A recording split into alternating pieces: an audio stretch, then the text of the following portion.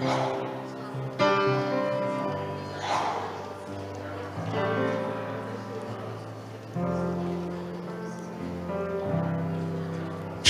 morning. Can you hear me? Very good. Welcome back. Happy Sunday. When I find myself in times of trouble, Mother Mary comes to me, speaking words of wisdom, let it be. And in my hour of darkness, she's standing right in front of me, speaking words of wisdom, let it be. Now let it be, let it be, let it be, yeah, let it be. Whisper words of wisdom, let it be. And when the broken-hearted people living in this world agree, there will be an answer, let it be. For though they may be parted, there is still a chance that they will see. There will be an answer, let it be. Let it be, let it be, let it be, yeah, let it be. Hold on till tomorrow, let it be. Now when the night is cloudy, there's still a light that shines on me. Shine until tomorrow, let it be. And I wake up to the sound of music, and Mother Mary comes to me, speaking words of wisdom, let it be. Now let it be, let it be, let it be, let it be. Now whisper words of wisdom, let it be.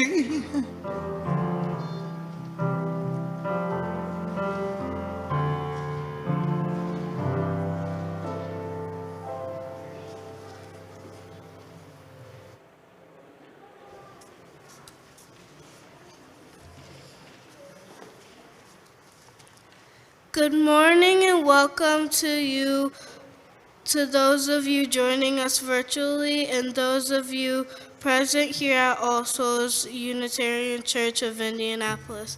I'm Annalise Kinslow. My pronouns are she, her, and I will be serving as the worship associate for today's service. Together with Sarah Cannon's pronouns she, her, Director of Children's Community Programming, Reverend Katie, our Senior Ministry, pronouns she, Asia. We are your worship team on the chancel today. Love is the spirit of all souls. If you're visiting us this morning, we're glad you are here with us. We invite you and everyone present to please commit a connection card. This card will help us know how best to stay connected and support you on your life's journey. We will welcome and invite you to bring with you this morning your whole self as you join us in worship. And please know that if you would like some extra support for this journey, our caring team is an extension of the ministry team and is here to support you. You can reach them by calling All Souls and selecting their extension, or by email pastoralcare@allsoulsindy.org. If you're interested in membership, please reach out to Reverend Katie. Our Soul Matter theme this month is courage. Sign up for in the know how to get the packet so you can engage with the materials at home or at All Souls in person and online. So much, Annalise.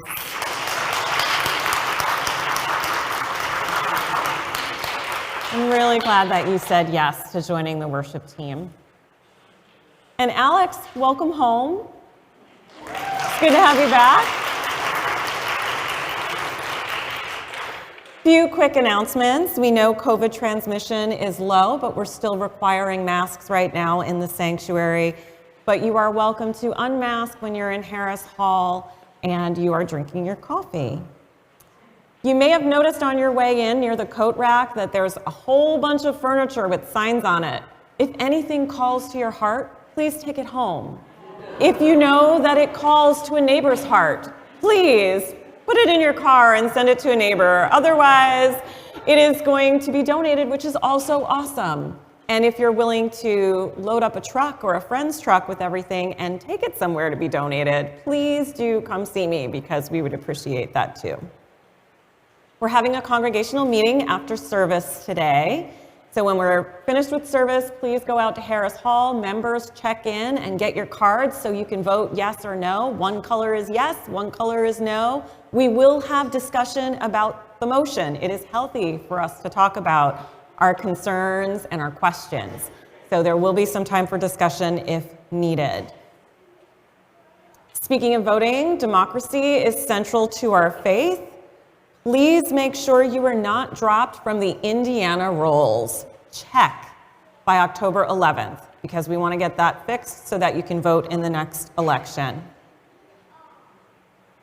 We have a special guest today who is sharing sermon time with me. Jes Cochran is here. They are an epidemiologist that works with, is a co-founder. They are also a co-founder of the Never Alone Project in Indianapolis, which you're going to be hearing a lot about today, but saving lives, and we're a part of that today.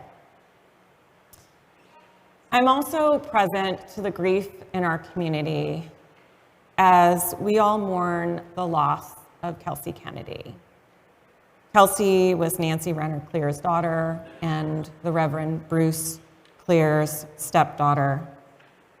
Their life ended tragically this week, and we will be holding space on Zoom tonight at 7 to process, but I want to invite you that if you're holding pain, if you're holding grief, if there's a joy or a sorrow on your heart, please, throughout the service, you don't have to stay in your seats. We didn't super glue you there. So if you're feeling moved by something in the service, if there's something on your heart, please come and light a candle at the front of the service. There's something holy that goes across religions, that when we light that flame, there's this piece of scientific transformation that occurs, but there's also a transformation that occurs in us. So please do feel comfortable doing that today. In this moment on our shared journey, may you feel witnessed and honored wherever you are. May you remember that whether you're here for the first time or the 1,000th, whomever you are, whomever you love, whatever your ability, gender, beliefs, political affiliation, or documentation status, you're welcome here and you're never alone. We're talking about a lot of difficult things today in service and even after service. Do what you need to take care of your bodies today. If it means you're having a feeling, take the time to breathe. You can stand on the side and stretch. Come forward and engage in a project on the quilt with our youth and children. There is a space for everyone. Honor what you need today. Also, I know it's a little chilly today. We're being very green. This was not why we invited you to have wraps today, but I'm glad that they're coming in handy. So please honor if you're cold too. Now let us greet our neighbors, especially our new or returning friends.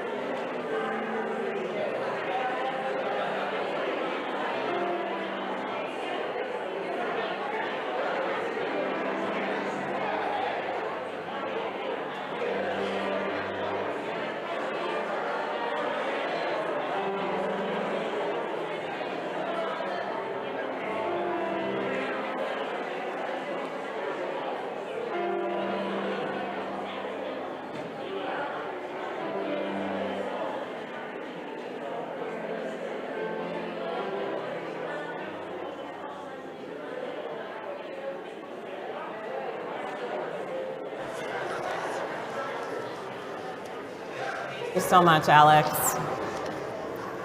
Come, let us enter this space of worship to mend ourselves whole. This making of a whole self takes such a very long time. Pieces are not sequential, nor are supplies. We work here, then there, hold up tattered fabric to the light, sew past ill intent, use all of our thread. Sleeves may come before length, buttons before a rounded neck. We sew at what most needs us, and as it asks, sew again. The self is not one thing, once made, unaltered, not midnight task alone, not after other work.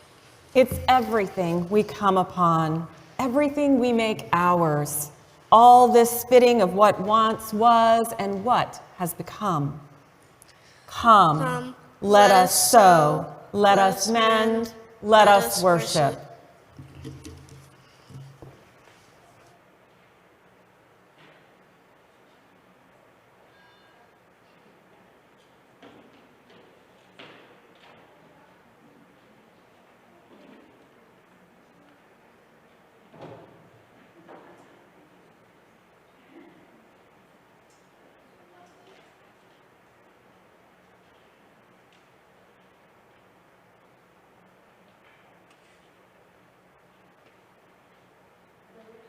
Lighting our chalice reminds us to continually renew our promise to live into our covenant.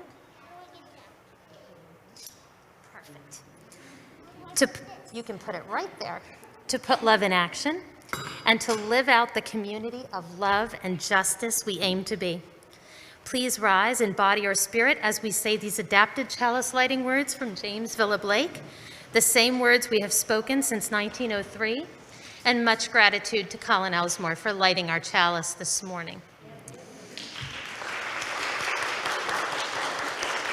Love is the spirit of this church, and service is its law.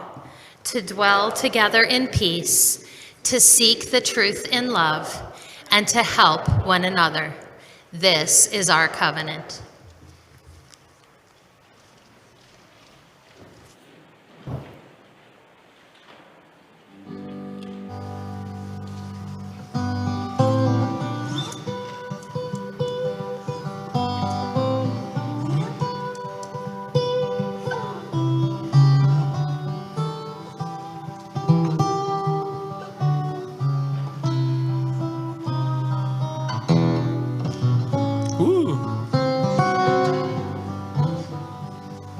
Blackbird singing in the dead of night. Take these broken wings and learn to fly. All your life you were only waiting for this moment to rise. Blackbird singing in the dead of night.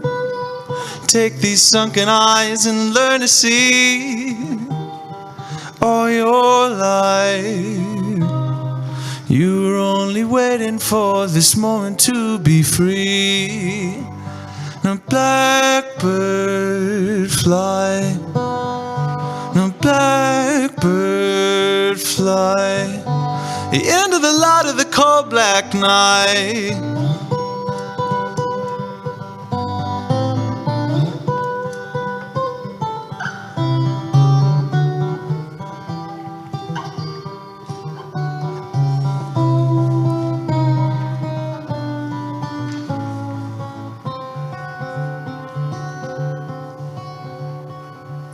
Blackbird singing in the dead of night.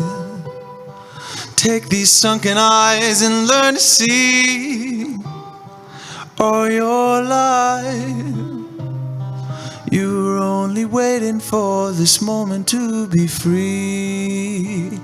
Now blackbird fly, blackbird fly, into the light of the cold black night.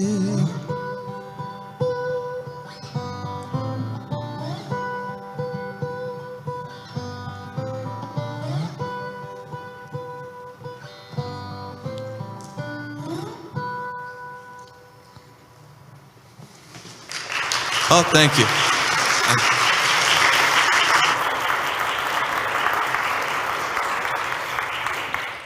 Thank you so much, Alex. That was like warm honey and a hot cup of tea on a cold day, or like a cup of cocoa. Very soothing and comforting to the soul. Thank you. As we continue to explore with great courage mental health and the mental health crisis in our country, we're also going to be exploring the shame and the stigma that costs lives. We're going to talk about drug use, and we're going to talk about addiction today as well. As I mentioned earlier, center yourselves. Let us allow the stories, our stories, and the stories of others to truly be in our heart, and may we courageously meet those stories with the love and compassion that our Universalist faith calls us to have for ourselves and each other. We human beings are imperfect, and yet, even though we make bad decisions, can we ever be bad? No, that's right. So let's be kind to ourselves and each other today, even if we can only practice that here. The more we practice it, the better we'll get at it, and the more we can fulfill that bold vision the board has cast of coming to this place to catch the light, getting the glow, and then bringing it out into the community. What's more life-saving than knowing that you are inherently enough? You are inherently good. And then putting our bodies and our votes behind that truth to make a more just world for everyone. Speaking about wonder, let us return to Valerie Kaur in See No Stranger, who invites us to let those stories into our hearts that are others, to wonder about other people and remember that each of us to another person is just another aspect that we have not yet truly met. Earlier this week, I read something that conveyed an understanding of trauma that I haven't seen conveyed well elsewhere. And it really expressed what it's like to live with mental illness in a world that denies your struggle. The story might be yours, or it might be your loved one's. Open your heart. Take care of your bodies. Shauna Kelly, in her book, Beer Garden of the Damned, has two characters who are talking about panic attacks that they have related to trauma that they're recovering from. And one character says to the other, "It's a hard road back, and we can only do what we can do. Give yourself a break. Healing on the inside takes longer than healing on the outside, and lots of people don't get that. And honestly, good for them. What happened to us shouldn't have happened to anyone. So if you're having a bad day, if the hurt is too close to the surface, yeah, you may react and people may give you strange looks, but that's okay. It just means that they haven't lived what we have. We need to shake those awkward moments off and give ourselves a really big break because we're out here trying, right? It doesn't matter if anyone else understands the simplest things can require Herculean strength. We know it, and we need to give ourselves credit for doing, or at least attempting to do those extraordinary yet ordinary things. Our country has socialized us to believe that we're not enough, that we should be able to do everything that's thrown at us. This is truly Calvinist principles at work. That if we work hard enough, we're going to get there. And if we can't get there, then something must be wrong with us because the opportunity is there for everyone. And we know that there's systems of oppression that most certainly affect that reality, showing that not everyone has the same opportunities.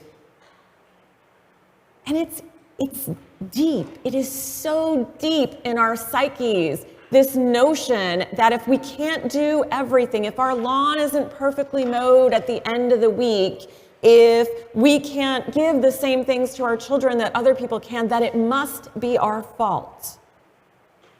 This creates our enemies, shame and isolation. What I loved about this passage, which is in a fictional book, is that it speaks to how hard things are for some of us, and sometimes for all of us. If you've ever grieved the loss of a loved one, and I know some of us are grieving right now, you might notice that you're staring at your computer and you've been trying to write the same thing for a certain period of time, but it just won't come. Or you're looking at your electric bill and you can't quite figure out what the numbers are telling you.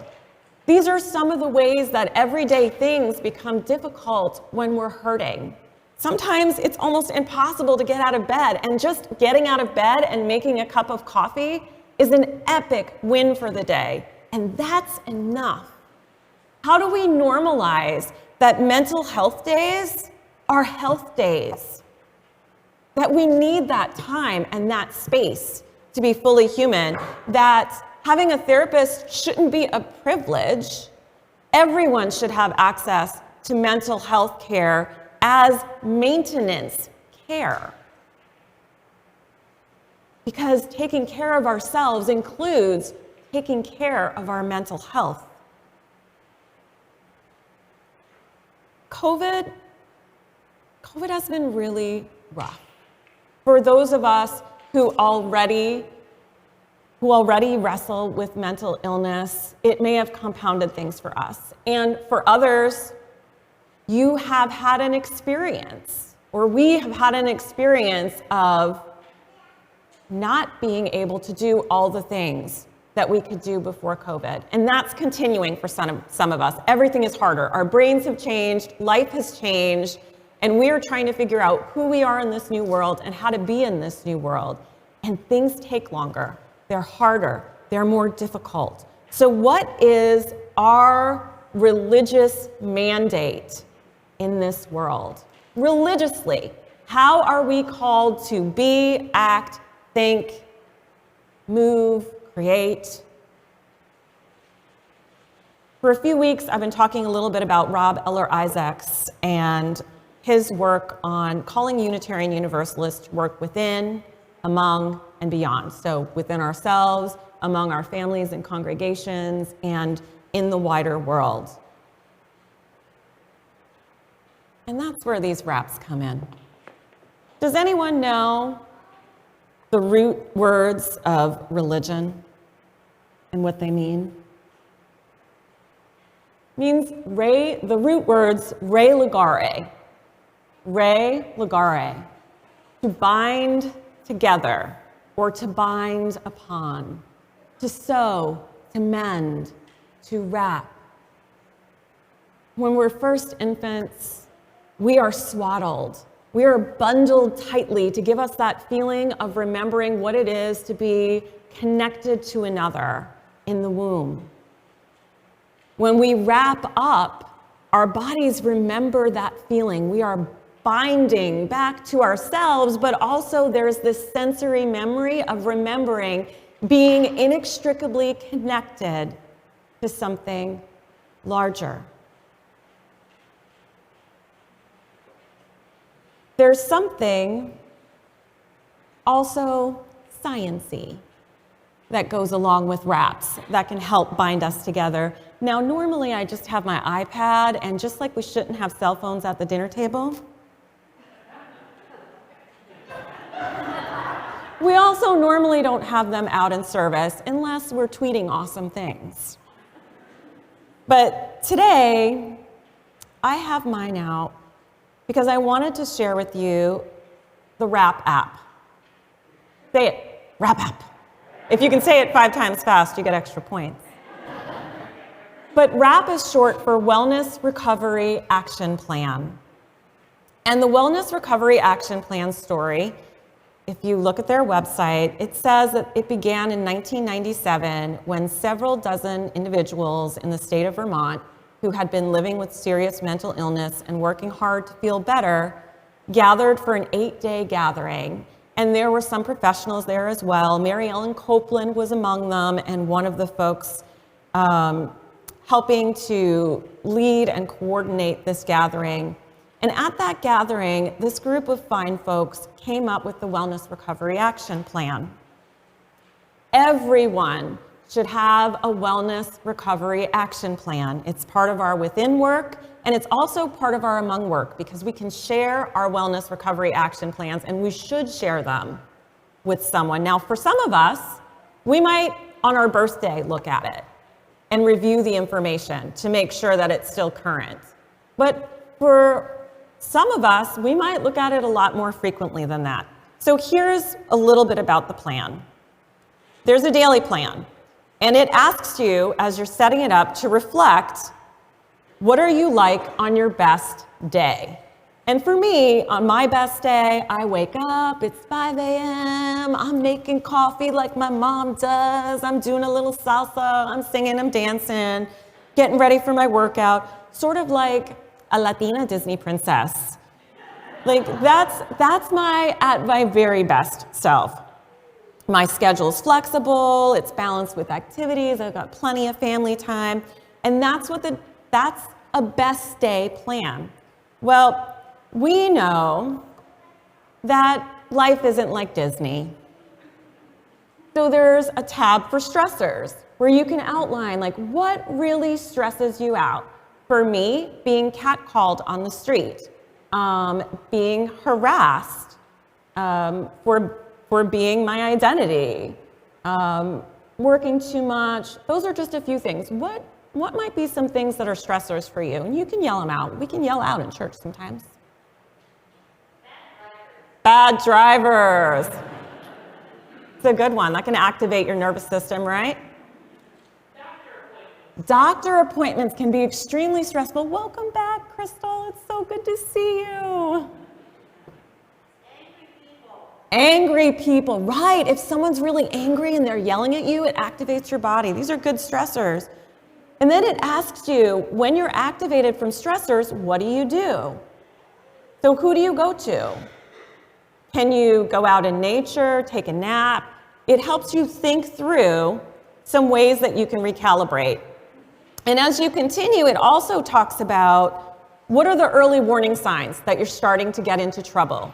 So you've seen the angry person, and you're not able to get back to salsa dancing as you make your cup of coffee. It's starting to get hard to do those everyday things. It's becoming a heavier and heavier lift, and you're sliding towards things being Herculean. This plan literally walks you through, or moves you through, everything from the early warning signs to, I am in crisis, who can take over? And as you complete this plan, you're sharing each piece of it with a trusted partner in the process. Now some people will create this plan on their own and share it with a trusted friend, or a minister, or a coach, or a therapist, or someone else. And some of us will complete these plans with a therapist, with a coach, with a minister, or a physician. But the point is that this self-reflection changes us. And it normalizes that we all struggle in life, some of us more than others, but there's hope and there is a way forward in community. And when you plan for it, you get to tell people what you need. So if you're in crisis, someone's not yelling at you. When I was researching Jes, I came across a Nouveau article that I think really exemplifies this. Jes is talking about when we give someone naloxone when they've overdosed, and as they come back, they're in crisis, right? So Jes says, we're going to give them a second to acclimate. This is the support part. After you give someone naloxone, so when someone's in crisis, this is not the time to tell them that you're disappointed that they're using. This is not the time to yell at them because they took too much. Save it for later. So when someone's in crisis, That's not the time to push them, and we don't want to be pushed when we're in crisis, right? So let people know ahead of time how you want them to meet you at a time when you need them, but you don't need to be yelled at. A time when you need to feel like you are wrapped and warm and safe and connected to others.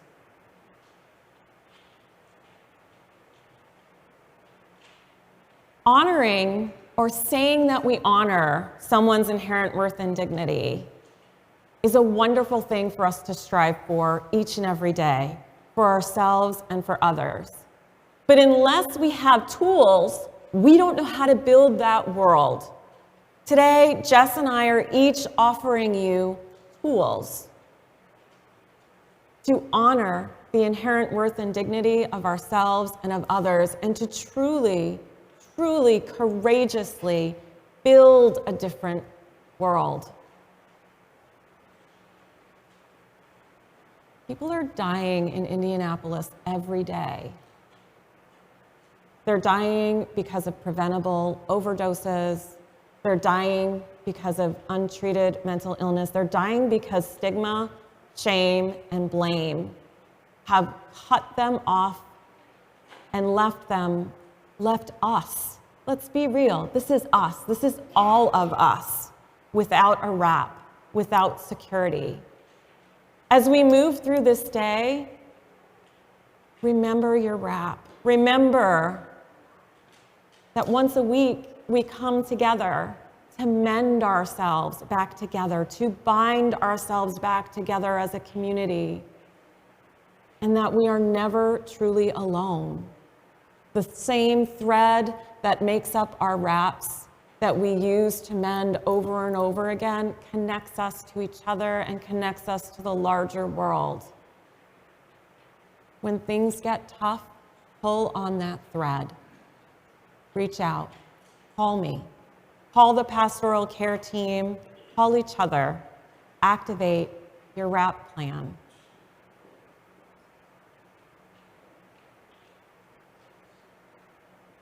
Amen, and blessed be.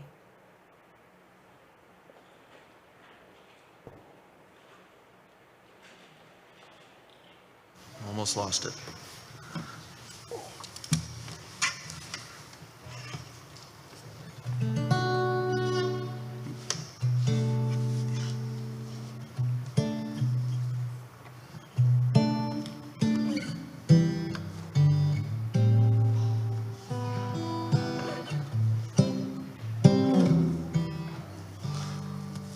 Almost forgot. We're back. Ain't no sunshine when she's gone. It's not warm when she's away. Ain't no sunshine when she's gone. This house just ain't no home anytime she goes away. I wonder this time where's she gone?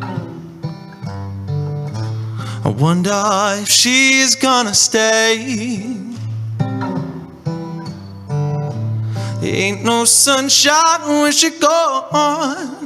This house just ain't no home anytime she goes away. And I know, I know, I know, I know, I know, I know, I know, I know, I know, I know, I know, I know, I know, I know, I know, I know, yeah. Now leave the young thing alone. Ain't no sunshine when she's gone. Only darkness every day. There ain't no sunshine when she's gone. This house just ain't no home anytime she goes away.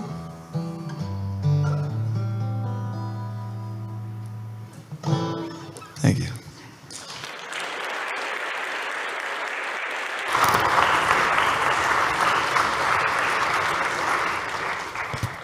Wow. Hi, everyone.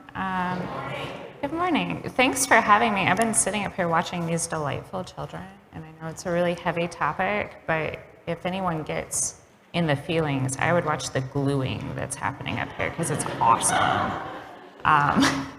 As Reverend Katie said, my name is Jes. I am an epidemiologist, but my specialty is in like filoviruses, which is like Ebola and stuff, which luckily we're not talking about at all today.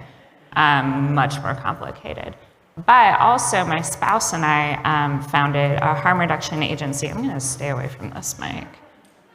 In 2018 to bring clean injection supplies, naloxone, which is an overdose reversal agent that we're going to talk about here, and other support to people in active substance use here in Marion County. And we did it because my spouse and I are both drug users.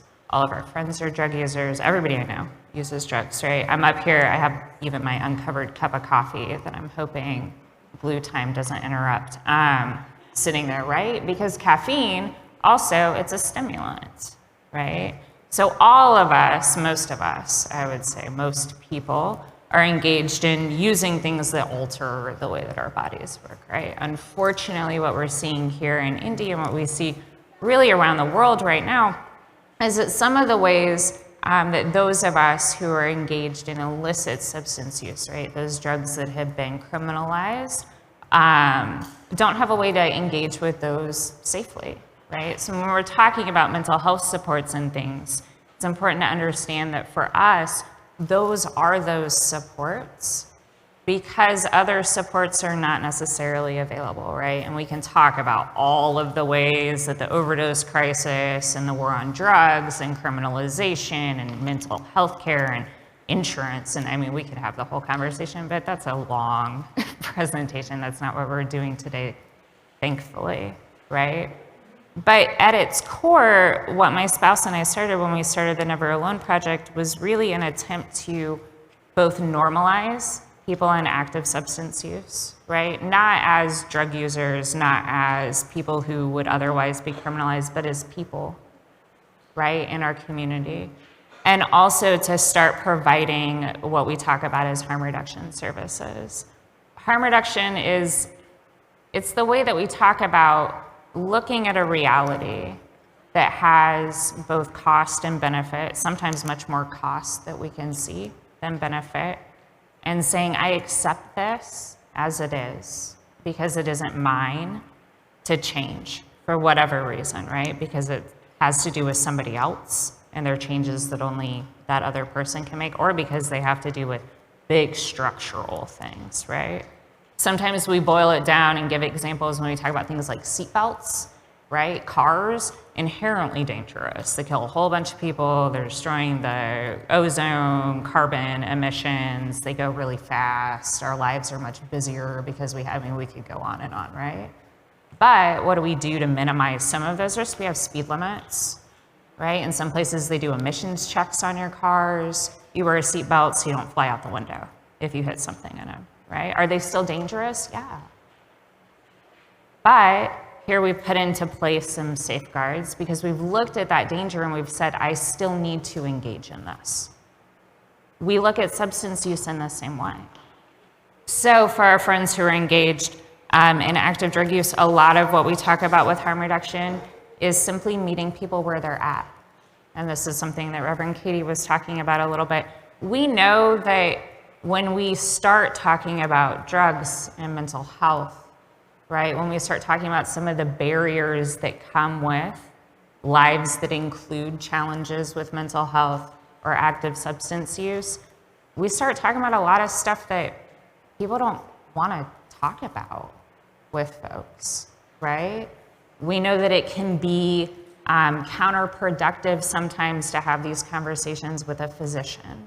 Right? As soon as you say, hey, I'm using heroin, your physician looks at you and they say, all of these other health problems, oh, we'll figure that out for later, right? What we have to do first, rehab. It doesn't matter, you don't have a place to live, you're in an unsafe situation, this, that, or the other. What's the first thing anybody pings?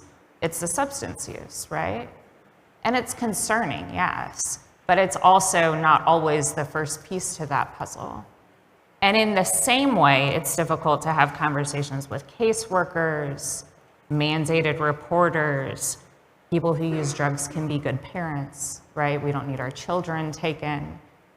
Things can also get out of hand, and we know in Indianapolis, we have a very contaminated substance supply, and it's driving some of the overdose epidemic that we're seeing. So even with our folks who are used to only using non-opiates, so those are stimulant drug classes and other things that you would never overdose and need naloxone for, there's some contamination coming in, right?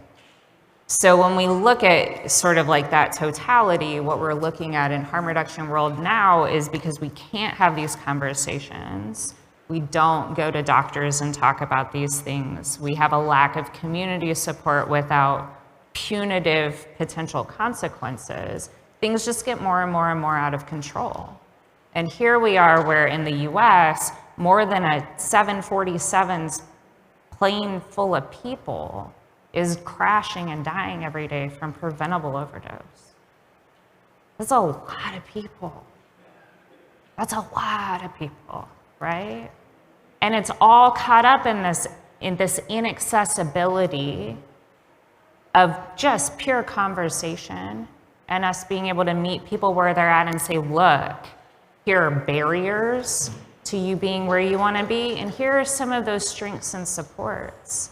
And when we can do those things, when we can put love, not just as a feeling and emotion. I have a 9-year-old, so we talk about love and decisions versus feelings a lot, right?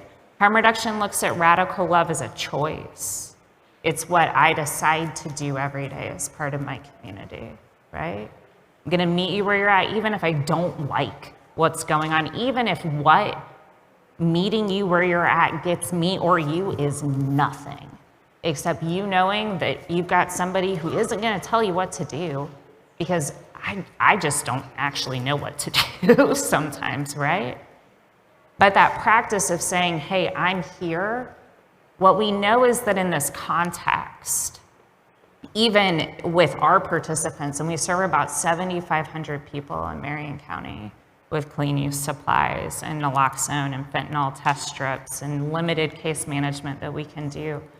What we know is that our folks who engage with our services are more likely, 5 times as likely, to seek abstinence-based recovery of their own volition at some point, mostly because they're alive to do so, right?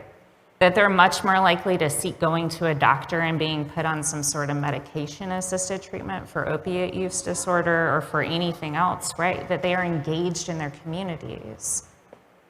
And sometimes that seems really counterintuitive, right? Why would, if I'm giving you something that'll keep you alive if you use, if I'm giving you something that makes it so that you can inject and not run the risk of getting HIV or endocarditis from dirty syringes, how does this help people make choices that as a society we can say are more stabilizing, less chaotic, right? It's because of community. It's because of connection. We say in harm reduction that radical love and connection is the opposite of chaotic use. And that's that use that people look at as addiction, right? Where like the world runs through your fingers like sand because you can't, it's just too much, right? The opposite of that is having anybody to have those conversations with, to hold you in that space and say, you know what, today sucked. Today you OD'd and it's okay because I'm here. Right? We used to say that, and I say this still actually because doing this kind of work, we lose participants and friends really on like a weekly basis. But even myself, I'm here as a drug user.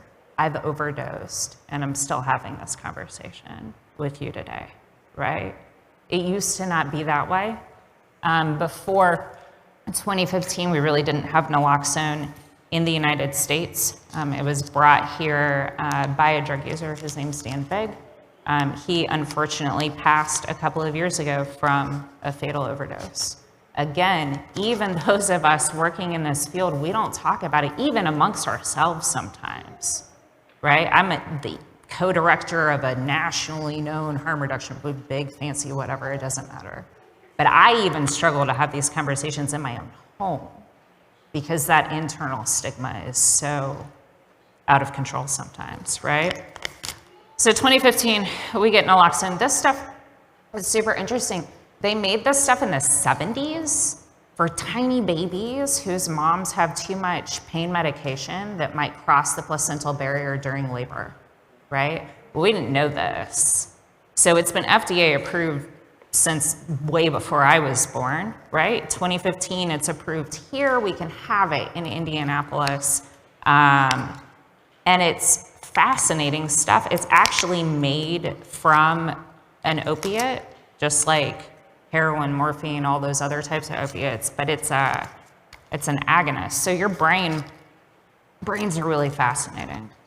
They have like all these little intricate pieces and we don't know actually very much about them at all. Anybody who says that they know anything about brains is probably lying to you, but I know a thing about them, and it's that they have these little receptors in them, right? For all sorts of different types of chemicals. And one of them is for an internal opioid pain management system, right? So when you take a medicine that has an opiate in it, morphine, codeine, any of those kind of things, even the patches, the fentanyl ones that they give you when you're very ill post-surgery, right? Those opiates go into your brain and they sit on those receptors. And when those receptors are full, a bunch of pretty cool stuff happens, actually. Pain goes away. Internal pain goes away. They can help with sleeping, right? Sometimes people get a little nauseous. There's like some gastrointestinal stuff that happens when those receptors, all of these things. But one of the unfortunate things that happens is that when they're too full, your internal mechanisms that tell you how to regulate your body really slow down to a point that we can get into trouble. And the first thing that happens is that mechanism that tells you to breathe appropriately, right? Which is why opiates can be a great sedative, but a little bit too much and you have sedated yourself into not breathing, right? Back in the day, before we had naloxone, that's where we were at the point where we're putting people in cold showers, putting them in ice baths, dragging them down the stairs, trying to slap them awake, right? We don't have to do that anymore at all because we have this stuff. So when this stuff was invented, what they did is they found a molecule that kicks the other opiates off of those receptors and it takes their place. It's pretty cool. It reverses all of those things that the opiates do though, right? So breathing comes back if it's stopped, which is awesome. Pain comes back if it's stopped, which is less awesome, right? Consciousness comes back if you've lost it. But again, this other piece, right? This stuff, now that we have it and it's in this nasal spray, it's pretty strong stuff. So I'm gonna ask that if we're ever using this, that we're only using it on folks who are truly overdosing on an opiate. And how will we know?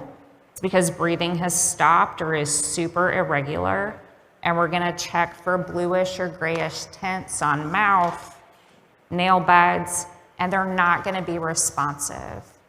If you see someone who is down and not breathing, you're driving in your car, and this happens at the bus stop sometimes. We have lay responders, actually in Indy, 90% of the OD reversals are by folks in the community and drug users themselves, right? It's pretty cool stuff. If you see somebody who is not breathing, not responsive, there might be a risk of opioid contamination. This goes for folks, even some of y'all, if anybody is on a pain medication at home, right? We used to have a neighbor my teenager had to reverse an OD on. She's in her 70s. She had surgery, and she just couldn't remember if she had had her meds that day or not. Living by herself, had not had a conversation about how to track them, and lo and behold, my teenager comes home and Miss Rose is blue on the porch. Well, we can't really be having all of that, right? She's okay, because we have this stuff. So, what we're gonna look for, unresponsiveness. Hey, are you okay? If you know people's names, use it. If this is someone in your family, right? I am much more likely to respond if you say, hey, Jess, are you okay?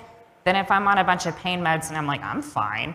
Obviously, I'm fine. They must be asking someone else if they're okay, right? Get a response. If nobody is responsive, you can take your hand like this, right? Up under the nose, right here on the sternum. It hurts if you rub. See if you can't get them up. If you can get them up and talking, breathing, we're good. We don't need this stuff, okay? If you can't, one side up the nose, you hit this little red button and it sprays. I'm not gonna do it. It's like wasting liquid gold. And hang out for a minute. You will be surprised at how quickly this stuff works, at how immediately it works, right? Sometimes people come up and they are not excited. It's not that they're not excited about breathing, it's that they're not excited about pain level, right? If we're used to having opiates on our receptors, it can make us feel kind of sick to all of a sudden not have them there. And this is the piece that Reverend Katie was talking about. As folks are coming to, if you ever have the opportunity to use this on anyone, that simple calming presence where we've decided love is really what folks need, right? You know, when you're feeling fluish, you don't want anybody to like yammer at you about how you threw up on the couch pillow. Like, I'm so sorry. That's what was gonna happen, or I could have thrown up on the floor. Like, these are the two options. They're a pretty similar space, plus probably much more physical pain, right? So, hey, I had to give you naloxone. It's gonna be okay. Do you want me to stay here with you? Is there someone I could call? Right? And that's it. Super simple stuff. We've got some here. There's also a nalox box for your building that I believe will be going outside for access to naloxone if people need it.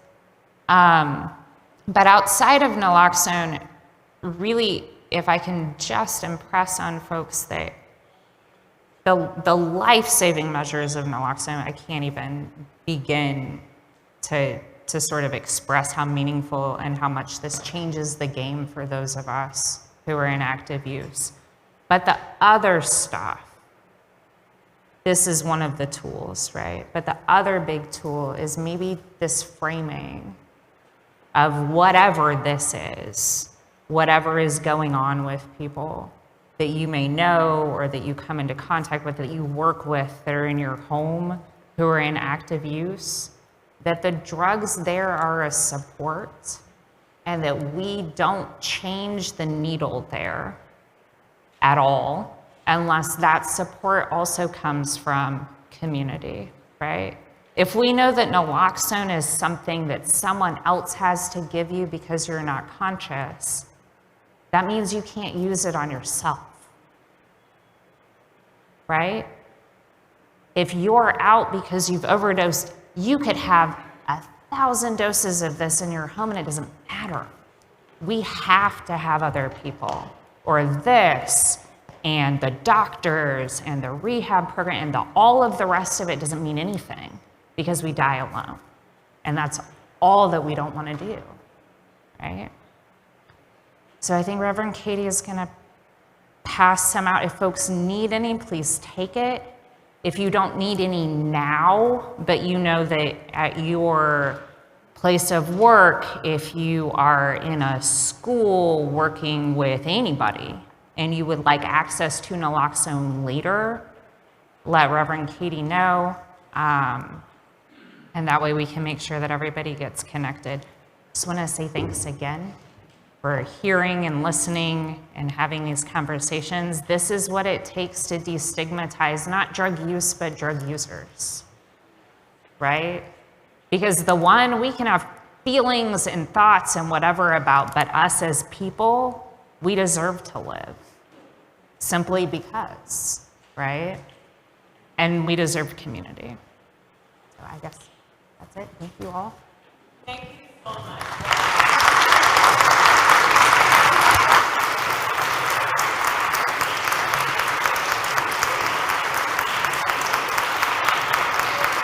Thank you.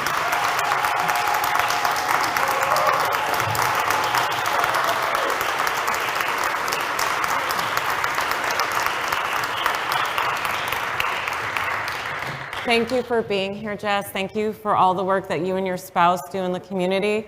If someone would like to mount this today on the post of where the lending library is, so not on the lending library, but underneath on the post where it's visible, that would be amazing. I have been distributing naloxone in our community and in the congregation since I met Jes at a neighborhood training. And the demand and the need is there, so I think the sooner we can get this up, the better.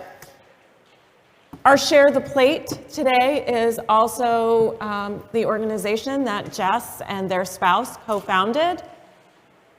So I invite everyone to please give generously to support Never Alone and also to support the missions and the ministries of this congregation. Today's offering will now be generously given and gratefully received.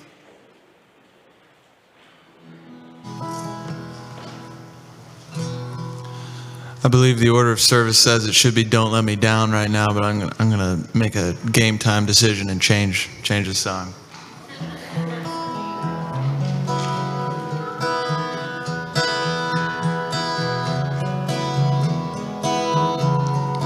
I don't want to see you go.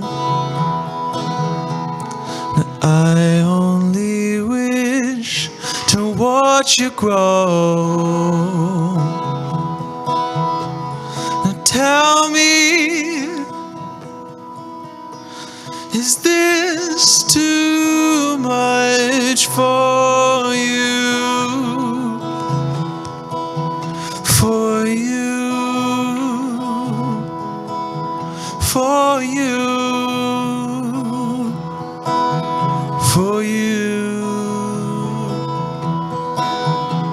Now you have seen many things.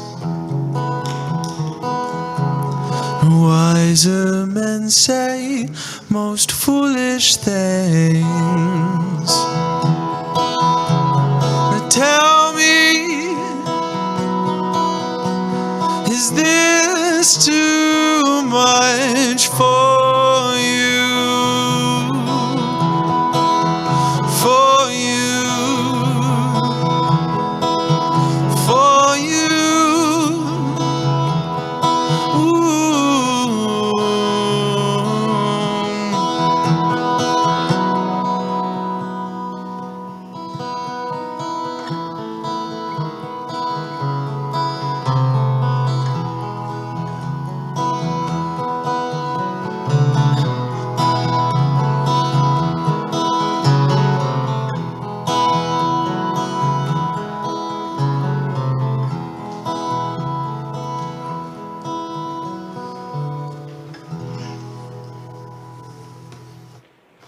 Thank you.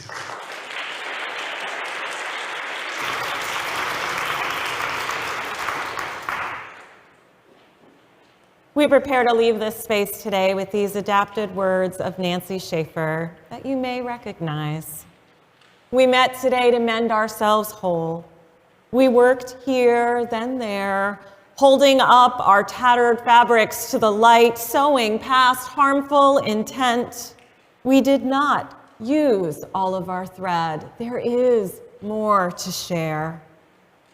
May we continue to sew at what most needs us and ask and sow as it requests of us again and again. So come, let us sew, let us mend, let us leave mended and mend the world, or just a sleeve or a button. Let us go forth as menders in a world both broken open and full of wonder. May we find there in this mended world forgiveness, love, and understanding on days when it is a Herculean effort to lift the needle. And on other days, may we find joy in this mending. Most of all, may we be reminded of the thread that connects us all. In this truth we rest, for we are always connected and never alone. Amen y amen.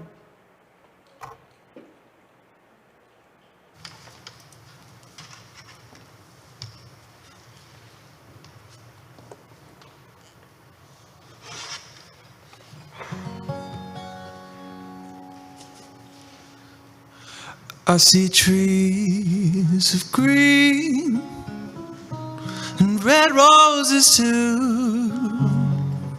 Now I watch them bloom for me and you, and I think to myself, what a wonderful world.